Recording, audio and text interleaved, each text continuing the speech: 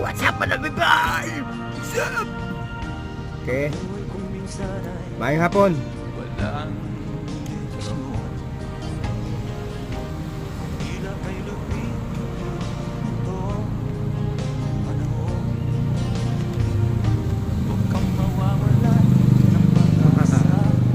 Wala tayong magawa ngayon mga busing. Wala tayong magawa ngayon kasi umuulan.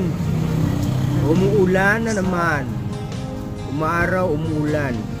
Parang buhay natin, no?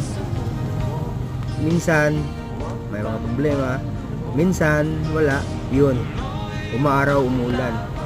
Pero ang nakaganda lang mga kapatid, no, mga kapatid, nakaganda lang pag araw ng tag-ulan, pag araw ng tag-araw, dapat nakasinto tayo sa Panginoon. Yun ang importante mga kapatid. Yun ang